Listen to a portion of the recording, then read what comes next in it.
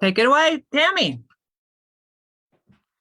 Hello, and thank you so much for joining us. This is the National Diversity Inclusion Leadership Council, and we talk about one principle a month in leadership. And this month is Pass the Torch. And I thought I would go back to the history of passing the torch. You know, they call it hand on the torch in Britain.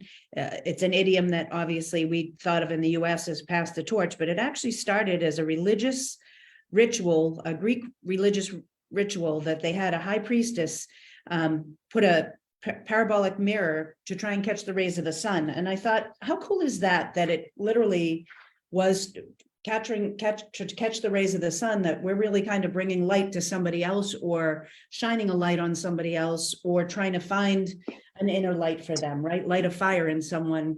Typically when you're passing the torch and helping to be a mentor to someone else, or, you know, paying it forward to help someone else have an opportunity for leadership. I thought, you know, finding that inner light in somebody is probably a good way to describe it. So I'd love to hear from everybody on what it means to you, even through your history of what it is you've done, business and personal, on what struck a nerve. And Erica, Courtney, I'm going to touch on you first. You're obviously the CEO of 2020 Vet and Zulu Time, and a service member, and thank you so much for your service. So what does it mean to you, passing the torch? It's pretty self-explanatory, you know, passing on all of our lessons learned to the next generation. And for most of us, there's not a lot of women behind us, unfortunately. You know, I would like to see more. So for those that are, you know, eager to learn, you know, looking for mentorship, many young women are like, oh my gosh, you know, you're the first woman that, you know, I've had, you know, that's senior ranking or whatever, which I dealt with my whole career. They're really just looking for someone who has kind of looks like them, speaks like them, to kind of follow. So yeah, it's just a matter of kind of saying, hey, we don't need any more resume bullets at this point. You know, we're comfortable where we're at. You know, yes, we're learning and growing every day, but please let me pass on information and things I've learned along the way to make your journey easier. It's like having children, right? But you know, in a different kind of way. So yeah, just kind of setting up the next generation for success the best you can based on lessons that you learned. And as you said about the light, you know, if you think about it symbolically, passing that torch, that lit torch, you know, that fire, that flame that burned inside of you to get you through the tough times, whatever your job may be, to persevere and to be resilient. You know, hopefully you can not only pass those lessons learned, but inspire them to, again, get through, you know, the daily BS that they're going to have to encounter in fields where, you know, especially where women are underrepresented. Tami, I want to just add to what Erica said there. I want to jump in real quick. Not only pass on the knowledge you've got, but she said an important thing there, inspire them to go further, right? So you're passing on a torch that you want to burn even brighter and even stronger into the future. And I think that's a key thing. You know, one of the things I was proud of when I left UPS, about 70% of the sales leadership team, the senior sales leadership team, were people that I had promoted or trained or brought up. And you can see them taking the things you've given them and just moving it even forward. And that's what thrilled me most of all, was seeing that progress. So I just want to just add to that. I love that. And why don't you continue, Kelly, and share your new appointments? Oh, yeah. Well, I recently got appointed to the Laguna City Council, one of their committees, and it was the Investment Banking and Audit Committee. Oh, yes. And for all of the people who know me from UPS, I'm a salesperson, right? And they put me in banking. It's like, oh my gosh. But anyways, it's a great appointment. The city here is run very well, and there are multiple women involved. So I'm excited about that. Female city manager, etc., who I'm very excited about getting to know. And again, I think part of passing the torch is also moving on, right, to new areas maybe that you haven't tried before, stimulating yourself and getting a new torch, and then handing that torch again to someone else. So it's not just one torch, it might be multiple torches throughout your whole life, because it never stops. I would even say that for women, oral tradition is so critical. I mean, like Erica mentioned pregnancy. I mean, I'd mentioned menopause. I'd mentioned lots of things, right? That women need to talk about with each other and hand down, because that never happened in the, well, it did happen, but it wasn't as open. And I think being open about it is really good. So lots of good things there.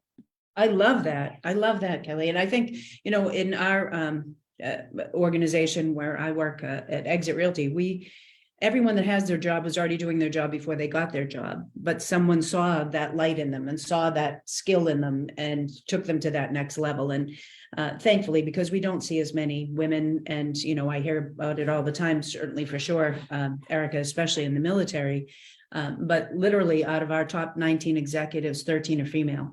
And we found the best qualified person for the job, and that's unheard of in our industry. And yet 70% of our industry is female. So it seems like kind of you know, an oxymoron. I just wanted to mention a website before we go further, and it's passthettorchforwomen.org. And it's a great website for anybody that's really thinking about being a mentor for someone, or even just gleaning some ideas, or seeing what there are for possibilities for yourself, whether you want to be mentored, you want to have somebody pass the torch for you, or you actually want to implement more of doing that, catching people doing something good and helping people get to the next level. I found it to have a great amount of information and just, you know, great trigger points for more ideas. Marty Dutch, you're in the, obviously in the family business, the philanthropy business. And I think that there's probably an awful lot of lessons that have been learned there about the opportunity to be able to pass the torch and obviously leaving a legacy. So where are your thoughts? Well, if I have my work hat on, one of the areas that I'm really passionate about is when working with families with wealth is how are they preparing the next generation for that wealth? Because without some coaching and creating experiences for them, you know, the best description I ever heard was Tom Rogerson, who said, you know, you've got this big train going down the track with, you know, wealth and, you know, all these things happening within the family. And do you want your kids to jump onto that fast moving train? Or do you want to start with a smaller train with them, helping them gain speed and experience alongside the big train, so that at the point when there has to be a transfer, they're ready? And, you know, I've had really interesting conversations. One of the very first couples I ever met, being introduced to kind of alongside a wealth manager. And he said, we're talking, and the couple had two 20-ish kids, 20 years old.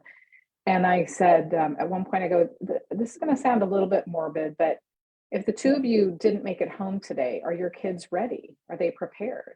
Do they know what wealth you have? And they both kind of threw their bodies in the back of the booth of the restaurant and said, no, they have no idea. We have multiple LLCs with partnerships that they don't even know the people in the partnerships. And they already don't talk to each other because they both think the other one's getting more. And so, you know, if you picture that, like if they didn't make it home that day, these kids are now in business with all these strangers, and they're already not getting along because of money. They're going to have to start working together to, unwind all of this or do something with it. And so, you know, creating a space for training and preparing them is critical, because most families, you know, they only 10% of families keep their wealth after 3 generations, because they're not, most of the time it's a lack of communication and trust, and they're not prepared. So it's a big area of focus that's super important. Like I'm always leaning into it because I have a heart for those kids, you know, and the parents are going, well, I don't know that we want them to know how much is there. And we, you know, our industry always laugh, well, maybe you should stop taking the private jet on vacations. But I think they know, you know. So dead giveaway.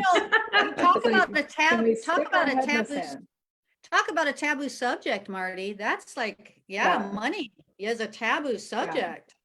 Well, you know, but also, don't you think that there's a responsibility to teach that, you know, to whom much is given, much is expected, and teach those responsibilities along the way. I think all of us probably know some people that have inherited money. I have a couple of guys I went to school with, and three sons.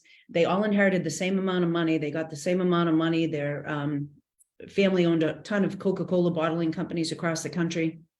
And every one of them at 21 got handed like $5 million.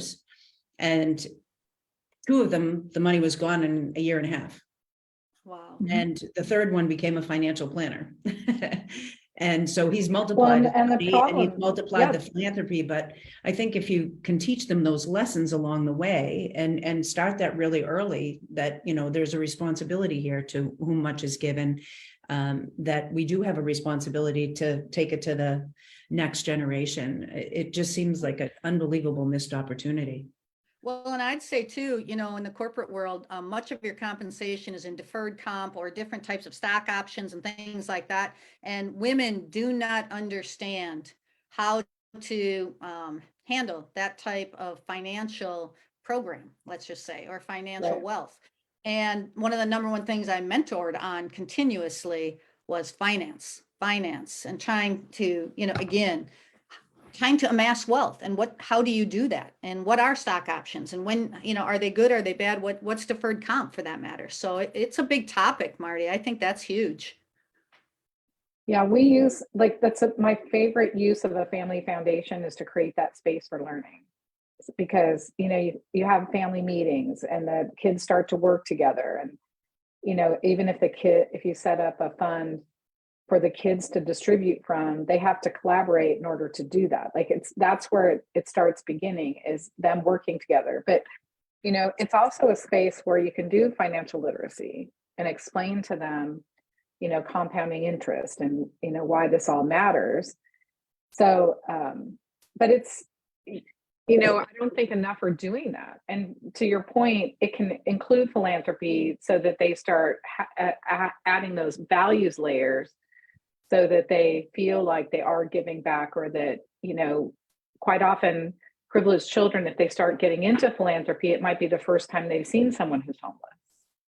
And so it creates that balance too of, you know, bringing them into a world that they don't know. Because, you know, quite often, you know, really privileged kids, they don't know better. You only know what you know. You know, I always laugh that, you know, the scenario I use is middle class Marty. I thought everybody went to college. I didn't think you had a choice. I thought everyone went to college because that's the house I grew up in. So, you know, it's not their fault that they, you know, are sitting unaware, but it's our, you know, job to prepare them and expose them to as much as we can. So, you know, that torch part, we were in the middle of the largest transfer of wealth in our nation's history. And I have this anxiety about it. Like, if we don't do it right, it's going to affect every other generation beyond, because, like the scenario you were saying, if 2 out of 3 spend all the 5 million, then what happens is those two go back to the third one, and they think they're owed that. They think they'll go back to that third sibling, and they'll go, well, you got that from mom and dad, you should help us. Like, there's this weird dynamic there that shows up too when it comes to money. I agree with that. What about on a personal level, from passing the torch? Any thoughts, Marty? You know, the biggest area of focus that I'm doing right now is trying to take women with me. And so, because it's amazing to me how many rooms you can take a younger person with you and everybody's super accepting, because you want to show them what the room looks like. So I had a young gal who really wanted to get into the entertainment industry. And I sit on the Western Council of the Entertainment Fund, which is this super cool group of creatives in the entertainment industry. And so we were I was facilitating a strategy session with them. And I just brought this gal with me. And I introduced her and said, look, she wants to see what this world looks like. And everyone was like, terrific, tell us about yourself, you know, welcoming her. We actually asked her opinion on some things. And it was a wonderful thing to do. So, you know, pushing the younger generation to be brave and go. Number one, they're always a little uncomfortable, but you have this window of time where everyone wants to help them out. So if you're saying, look, they're in intern or, want to see, I ask them to go with me in different meetings and different, experiences, site visits, anything I can take them to, I take them along with me. So we get them going. I love that. I love that. Simon Sinek did a post here in the last couple of days. A mentor is not someone who walks ahead of us and tells us they did it. A mentor is someone who walks alongside of us to guide us on what we can do. And I think that that's true, that we need to expose people to experiences so that they can see who they can become. If they have not had any of that exposure, how do they know what the possibilities are for themselves? I also think as leaders that there's a serious responsibility that sometimes your job is to be the sage on the stage and deliver this wisdom to whomever your audience is. But so much more often, our job is to be a guide on the side and to not be in the front of the headlines and to literally, I'll take you with me, hold my hand, we'll go together, we'll jump in this together. And I really do think that really makes a huge difference in where they can be. There's nothing more refreshing. To me, I think 90% of my job is showing people who they can become. And when someone calls back up and says, I did it, and we didn't do anything except for just show them another opportunity, another possibility. We didn't do it. We just showed them another opportunity or another possibility or something we saw in them that they didn't see in themselves yet. I love Can I add corporate boardrooms Sure. to that too? Corporate Sure. boardrooms. I mean, number one place to take some of your young people, let them just sit in and watch and observe what's going on so they get used to a corporate boardrooms. Young women have no idea of how to respond, act, what even a corporate boardroom looks like. So I think that's a huge plus. And it goes right along, Marty, with what you were saying. Take them along with you. And then Tami adding in and just let them listen and then step back. Sometimes they even participate, and the That's right. perspective that they have is unbelievable because it's just a whole different angle than what it It's is that fresh. we look at. It's fresh. Yeah, it's good. It's good. There's a terrific organization called 50 or I'll look it up and put it in the chat, but it's a women's organization helping to prepare women to be selected on corporate boards. Yeah, 50-50 Because, on boards. Yeah. Thank you. Yeah. They're adding much more diversity now because they realize that the more diverse a board is, the more money they make. ROI, Because getting things from, Goldman Sachs is even doing it because they've caught on to the fact that they make a lot more money when they have a more diverse board because there's much more representation. I love saying this in front of your name, Dr. Vanessa Montanez. You're obviously in banking, so business-wise and personal-wise, where's your perspective? I love passing the torch. To me, it starts with that Greek marathon and that person passing that torch, and you're sharing that light. And I like that you said the high priestess, because I was like, oh my God, this is so us. We're all females. So it is imperative, it is necessary that we pass our little information and who we are to others to make everything better. So we always have to have that succession planning, like who's going to replace us, because we're all replaceable, and how can we share our wealth with others to make them even better than us?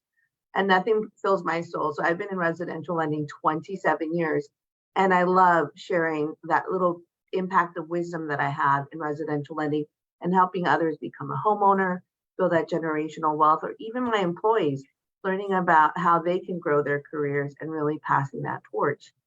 But like everything else, I'm also an avid reader. I'm like, there's something to passing the torch and mentoring. So there was an article last year in October with Harvard Business Review, and they did a study of an organization with 603 newly hired sales agents at a call center.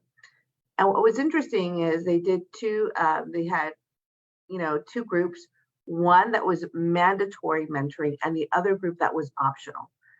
Well, the group that had mandatory mentoring did exceptionally well compared to the non-mandatory group.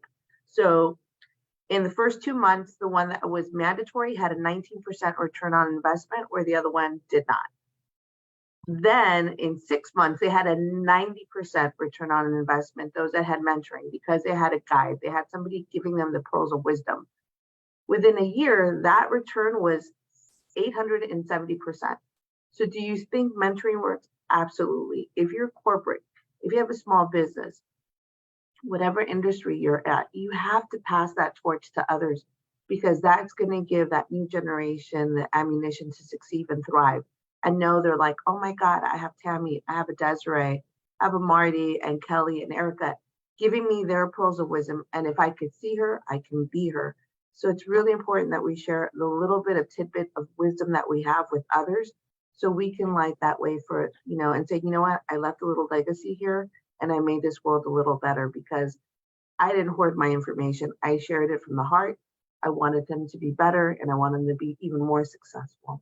So I absolutely believe in passing the torch. I'm an open book, whether it's in my department or other departments, because together we're just going to be stronger. And I love that, because, just like you said, too much is given, much is expected. But I swear to you, when you give, you get tenfold. One way or another, you're always going to get that, Vanessa, thank you so much. You helped me here. And now this is what happened. And really, it's great. It just multiplies. It keeps multiplying. The more you give, the more you get back. There's no doubt about it. And I think you get it back personally and professionally, right? Just even in the feel good factor. And, who learns more, the teacher or the student? The teacher every single time.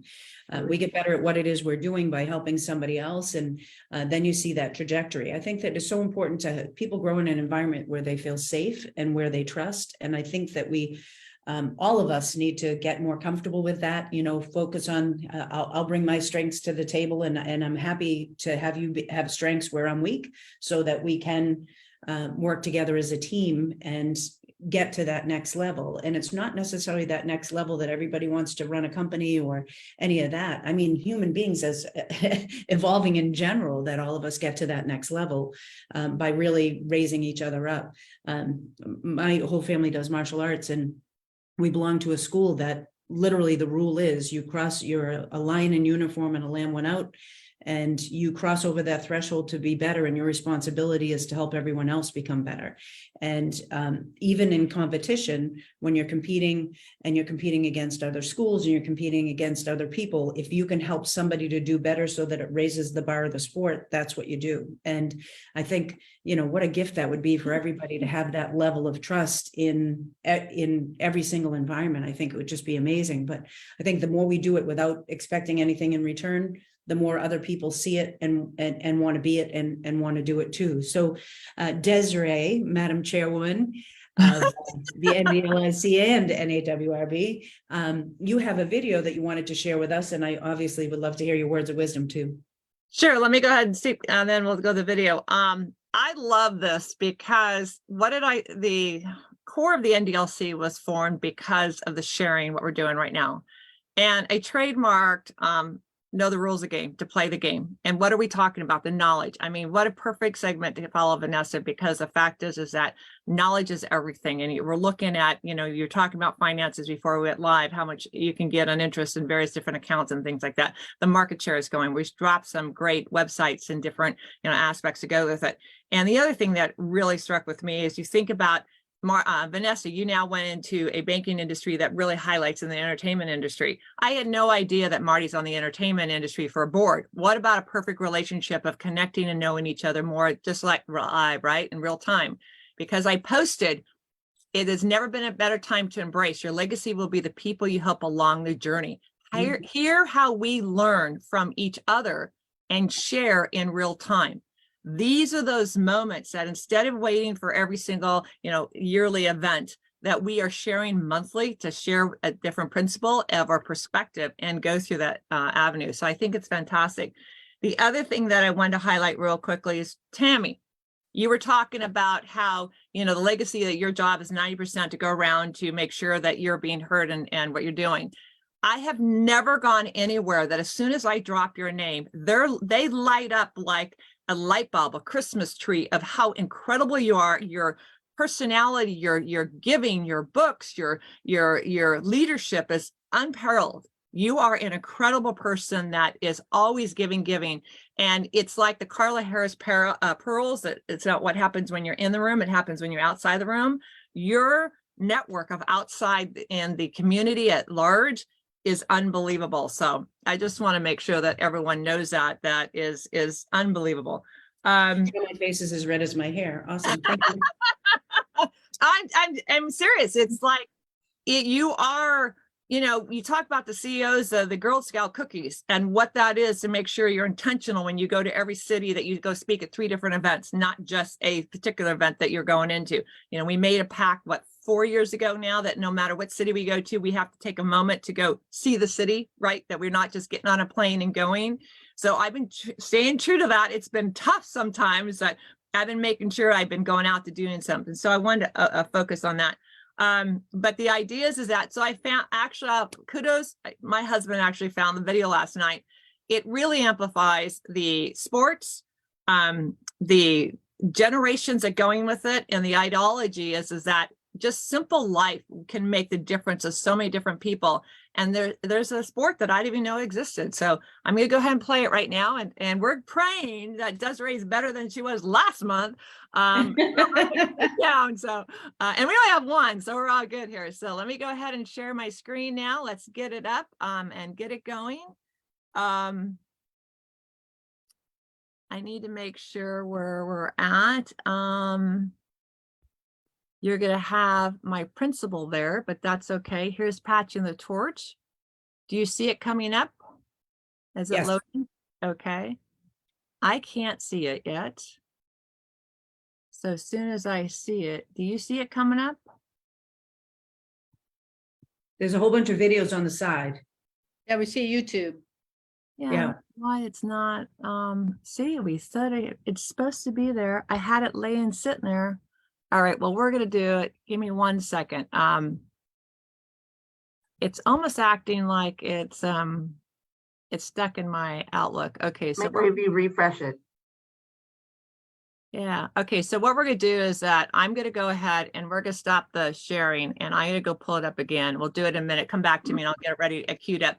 But that one thing that I wanted to also talk about when we talk about the if you think about the $5 million you talked about that Marty amplified on it, what happens when someone wins the lottery? What are the odds that a person, when they win the lottery, especially these lotteries that are, $500 million, that are crazy high numbers, right? Or over, where are we going that you're looking at that the odds of them not blowing it, because they don't know, the odds of them getting the money and not having to monitor, how to make sure that they manage that money as it goes through, it gets gone. Marty, do you know what the odds of that? Because it'd be really particular to what you're doing. It's so small, it's not even funny. It's so small because it's just not even, it's also what happens in the community. Like someone wins money like that, anyone who knows them thinks they should have part of it. Like, so interestingly enough, I'm going to jump in here. So we had the $2 billion lottery, super mega, whatever it's called. And it was in Altadena. It's by a gas station not too far away from where I live in California.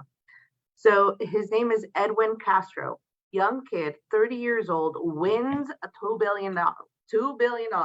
He does a cash out. So he got close to $100 million, right? Everything was taxed. Long story short, he bought a big house in the Hollywood Hills, about $30 million. And now he bought a smaller house at $4.5 million in Altadena.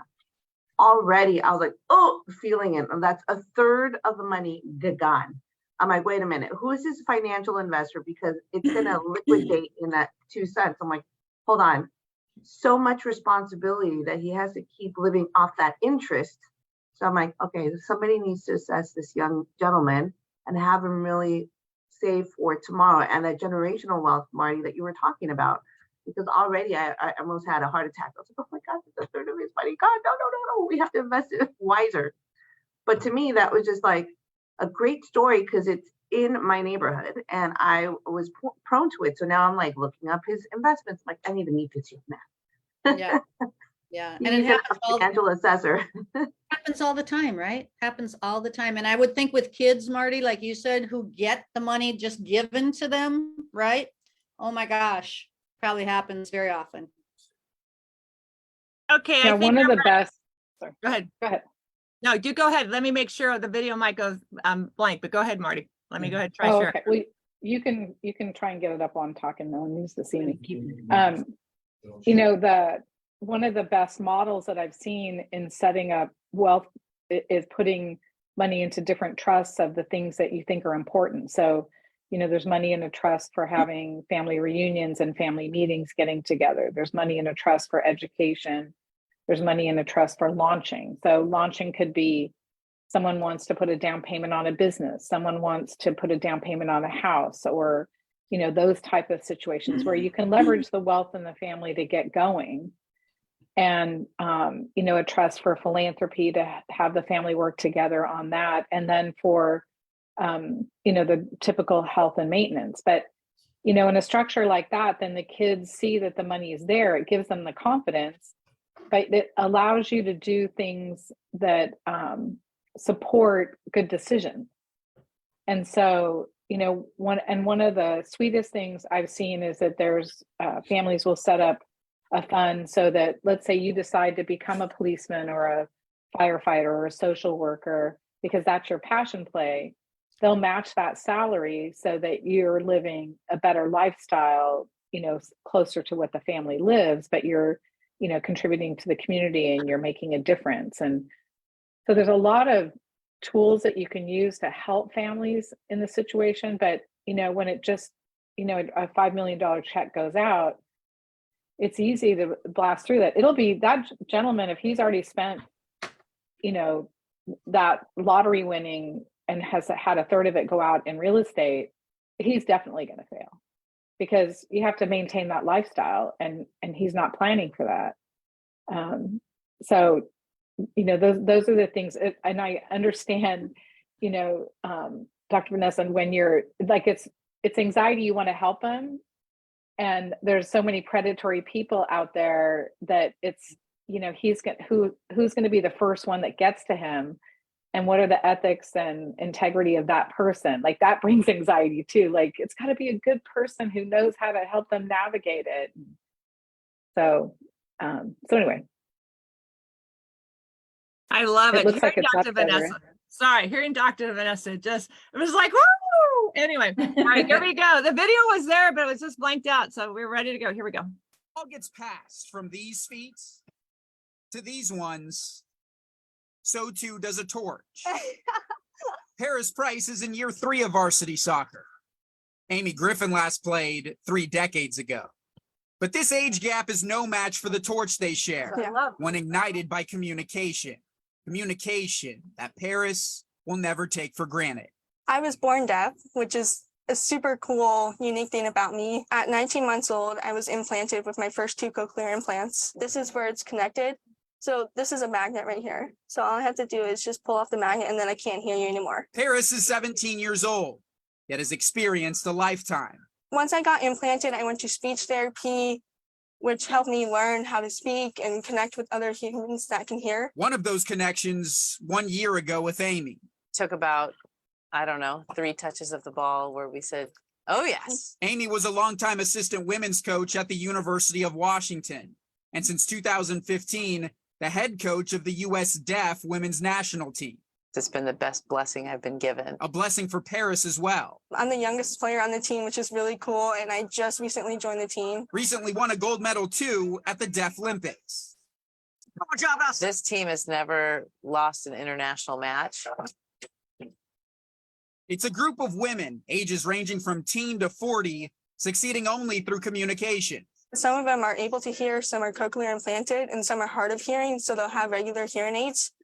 And then there's a couple players that don't hear at all, so they only speak through lip reading and ASL. To watch them work as one is pretty cool. Amy says communication about their success is the next step. There's a lot of deaf and hard of hearing people in the country that aren't represented. She knows the feeling, knows what it's like to watch the world go silent. In China, there were 80,000 people in the stands at the final. We came back home and landed in New York, and there was one person. One person to greet the #1 in the world. Amy, a member of the 1991 U.S. Women's National Team, which won the inaugural World I Cup. thought there's chocolate inside of it, but it's real. 30 years later, she's watching history repeat. It's why I love the deaf team so much, is I feel like the deaf team is exactly where we were back in 1991, where there wasn't a lot of awareness. But that could be changing. It's where I feel peace. It's where I can find to express myself. All thanks to a trailblazer of the past How we move forward is by the stories we tell. and the torchbearer of the future. It's truly amazing to know that I found my community. In Bellevue, Jake Garcia, King 5 Sports.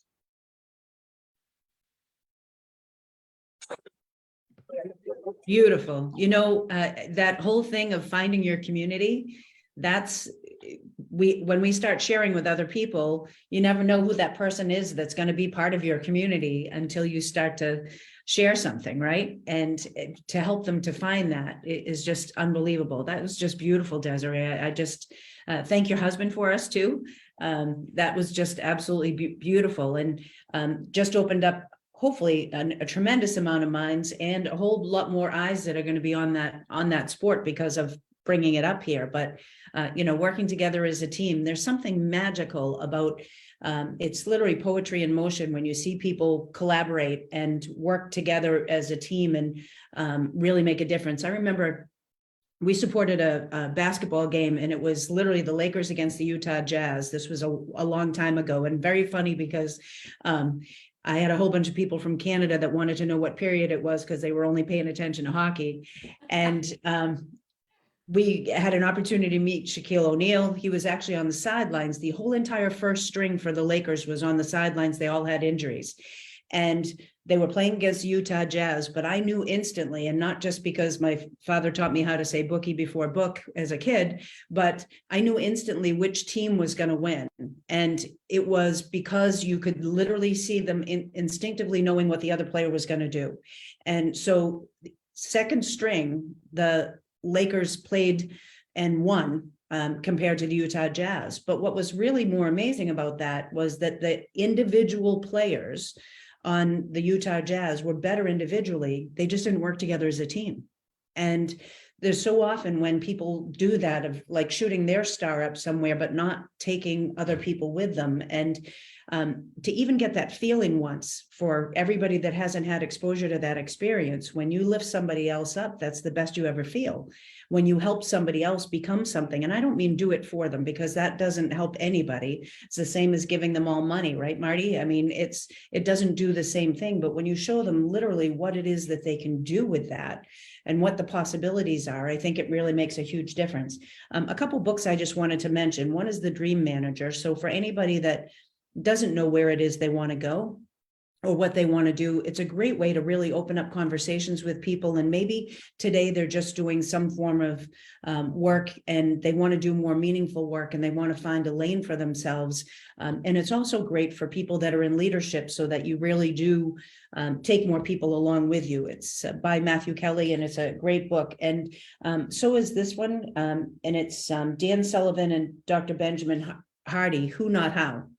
And it's all about collaboration and everybody working together. And I think it's a responsibility for all of us to pass the torch, but there are a lot of people out there that never had exposure to anyone. No, there wasn't anyone that did it for them. And so they didn't have that level of exposure. So doing meetings like this, I think, makes all the difference in the world. I can't thank you enough, Desiree, for getting an idea and saying, I'm going to go with this, because most of the time people get ideas, but they don't take it any further than just an idea. How many things could we have created or invented if we just literally took it a step further? And who cares if you don't take it all the way? Even sharing, not just sharing the wins, but sharing the stuff that didn't work, so that people aren't afraid to take risks, I think is also a really important part of leadership. So anybody want to add anything else in regards to passing the torch today? I would just add that, you know, the number one thing that mentoring takes is time, right? It takes some time. And I think we often get caught up in our own careers. We often get caught up in everything that's going on around us. And it has to be intentional. We even had, you know, evaluation criteria at UPS. How many people are you mentoring? What are you, to force people out, to get them to try to start using their time that way? Because it's hard. it's hard to do that sometimes when you're in the rat race, right? And you're trying to climb that corporate ladder and everything else. So I just want to encourage people, start with 15 minutes a week, then maybe move to a half an hour or an hour weekly meeting with someone and just start talking to them. And you'll find out that, like you said, Tami, you get so much from it that it's well worth the time. It's well worth the time. So that's all I wanted to add. And I have something there too. It's just, we didn't get where we're at without people in our lives kind of showing us a direction or guiding us in some way. I mean, I still have a handful of mentors that I reach out to, sometimes not enough, but, just keep in contact, who have had my best interest at hand, and I hate a relationship where I feel like I'm taking and not giving. So sometimes it's great when you can actually give back to your mentor as well. So again, we all need them. It's a great feeling when you actually go full circle and you get the opportunity to be able to give back to somebody that mentored you earlier on. We talked about money today. We talked about even people being handed money. And I honestly can tell you from my personal experience for sure, but I think that it's probably true all the way through, that the best return on investment you can possibly get is to invest in people. And I think that's what we're doing every single month when we do this. And hopefully it's having the impact that we intend on having it have. And I hope everybody continues to do it. Thank you so much for being with us today. I feel very honored to get the opportunity to work with you, all of you amazing women. Thank you, Tami. So I'd like to add a couple things real quick. So Dottie Herman was out there. So, leaders, when we talk about these live streams, there's this fantastic, to have other leaders that are chiming in to hear all this stuff. So it's not a matter of just passing the torch. It's also sharing the information, which is the live stream. And I want to just bring one back thing. I want to put Erica on the spot here. Erica is the idea with the military. You think about the military behind the scenes, that we don't get to hear enough about what's going on because they're behind closed doors of what's being done. Being the first in so many different aspects of what she's done, and now the focal point of being out there, what's going on around the world. How can we help? Something that is very private. You think about the family office space that you deal with Marty, what she's doing. She can't talk about a lot of things. You talk about the entertainment world where Vanessa's now in the banking side. You talk about UPS logistics behind that side. You talk about Tami and the work that she's doing and the real estate side. And we pull it back to Erica is that each one of us have this, what's behind those corporate veil walls, right?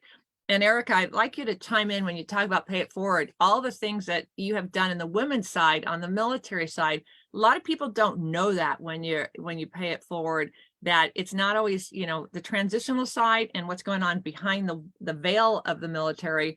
How have you seen that change? If I could ask that question of you.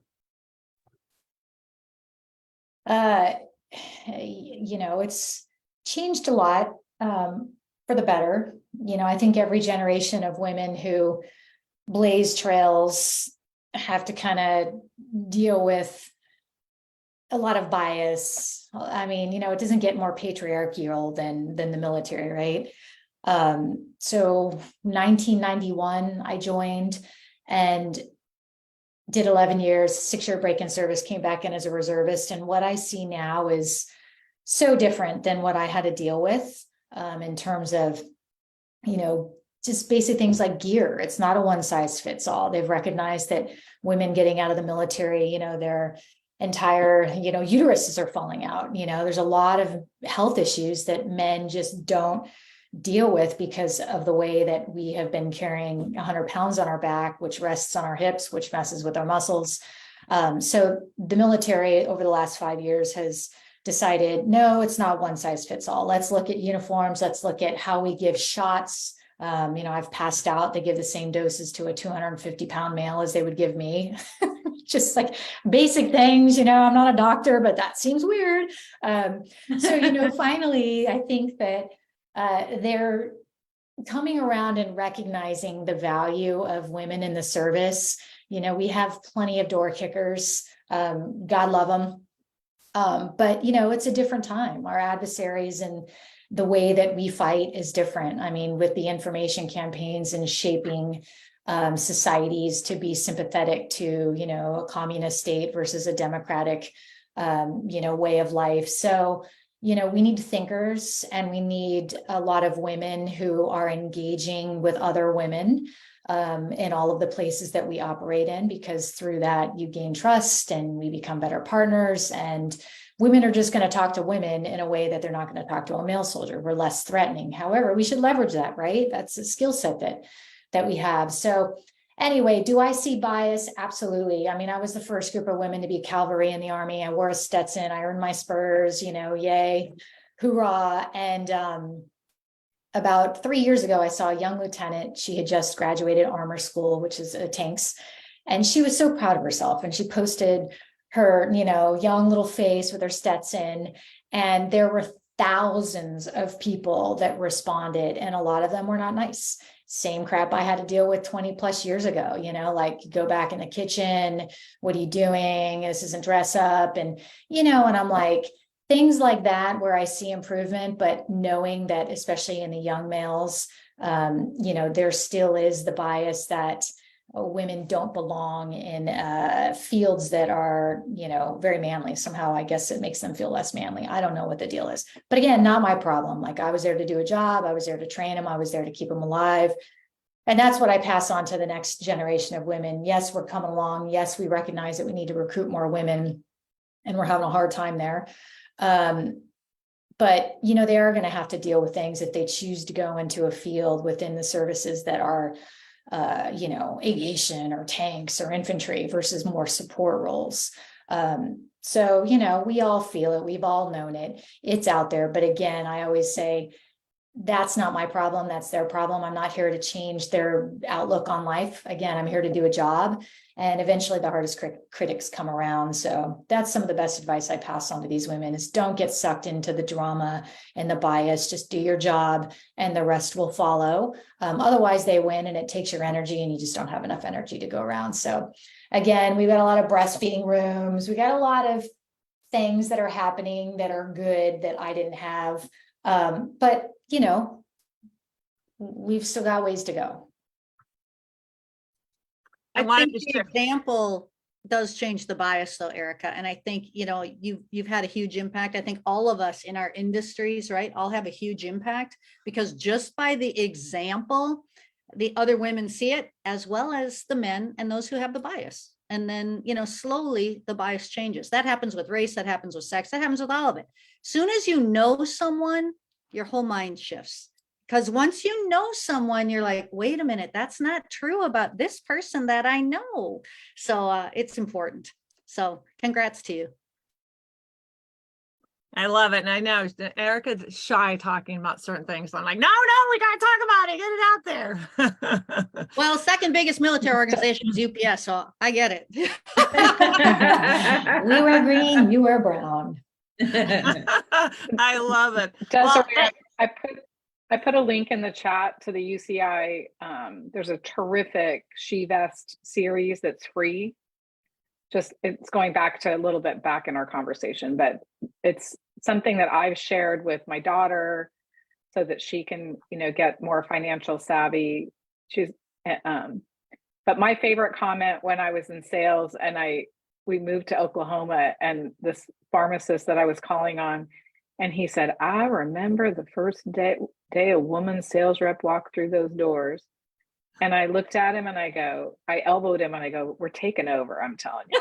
And, you know, because it's like, what are you saying? Oh, You don't know? say that. You got to be non-threatening. Oh, Here's my no, approach. It's like, I we enjoyed just saying want it's like, balance. That's all. I'm not here to take a job. I just want some more balance. No, Marty, I used to say that too, Marty. I'd go in the warehouses, right? And they'd have nude calendars up on the wall. And I'd like, hey, take that down. We're taking over. Oh, I got stories on the side for those stories. Yeah, I got a lot of those too. we're getting That real. We're and the getting real. the other one was, Wow. Thank you very Honey, much, why- Tammy. I was going to say the other one was, honey, why are you working? Don't you have a man? Ooh, I actually said it to my face. ooh. Unbelievable. Unbelievable. Those are the stories I like to hear. We're We going all back have to them. you, Sharon, and learning from each other in real time, even on the fun side, right? All right. Thank you so much, Tami, for hosting today. For Pass the Torch, give opportunities to future generations of women. Your legacy will be the people you help along the journey. And if you think about what's going on in the world as we live, any kindness, a smile, anything you can do to say thank you for being there is really about being present. And this is what this is all about, of all of you taking your valuable time to be here on this call for today.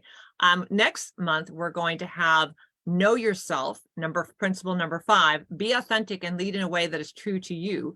Own your unique talents and strengths and empower those around you. And I can say that unequivocally, that is everyone that's on this council has very unique talents and very unique strengths and doing things completely different and not the norm. So I want to thank you all for being here. Marty Dutch is going to host it. It'll be her first one hosting. And we've had 3 new council members join us. We've had Marty Dutch. We've had Dr. Vanessa Montanage. I'll get used to the doctor part of it.